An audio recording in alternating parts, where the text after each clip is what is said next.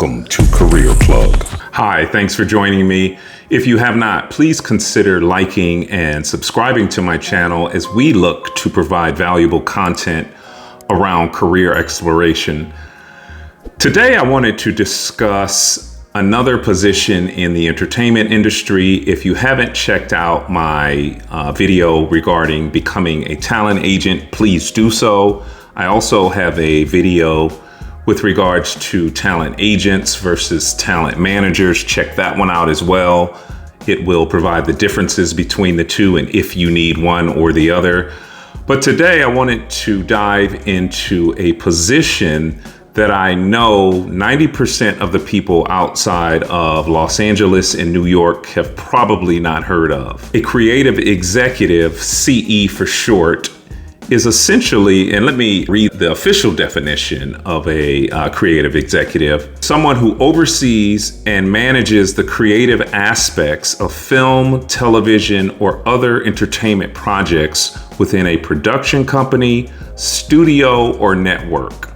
The primary role is to identify and develop promising ideas, scripts, and projects that have the potential to be successful. Creative executives are essential in the studio, network, and production company ecosystem of the entertainment industry. I will tell you, just like the rest of the entertainment industry, you will likely have to start as an assistant in any of those sectors. So look to do probably 3 to 5 years as an assistant to a studio executive or a creative executive before you are promoted. There are probably 5 primary roles and responsibilities of creative executives. Let's take a look at those. Number 1, project evaluation. It is the responsibility of the CE to look at scripts, story ideas, original source material, anything that is commercially viable and in line with what the studio or network's agenda is at that time. It's up to them to make sure that they have product that consumers want to consume, which is how they keep their jobs. So again, project evaluation is probably the number 1 role. Number 2, I would say, is pitching. Once CEs have identified source material or scripts, story ideas that they think is commercially viable, they will typically pitch those ideas in weekly or bi-weekly meetings to senior executives. That is the time when they need to, effectively and efficiently communicate the viability of the potential project. Number 2, again, is pitching. Number 3, I'd say development.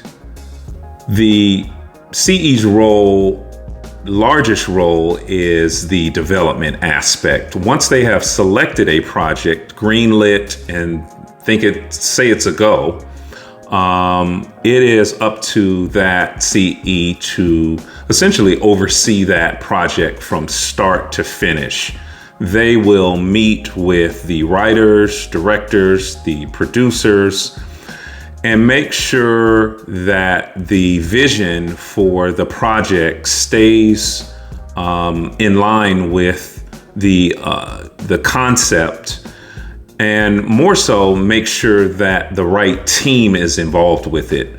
There are many scripts and concepts and ideas that start out with a certain writer or director, but the CE may suggest someone else.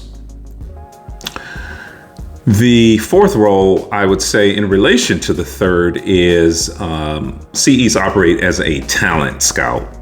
So in making sure that the project is the best version of itself and the most commercially viable, CEs are constantly keeping their ear to the ground on writers, directors, whether they are seasoned or new, fresh talent. They want the best, best version of the concept. So they keep their ear to the ground for writers, directors, actors, producers that can do the best with the material. Number 5, I would say, is overall project management. At the end of the day, CEs shepherd the project from start to finish. They put their creative notes, their creative input, they meet with the various teams. They need to make sure that that project is commercially viable in its best version. And they are the ones who will do set visits, anything to make sure that their project works out to its best and final version. Okay, guys, hope that was helpful. And it's one of those hidden Hollywood careers that most people don't know about.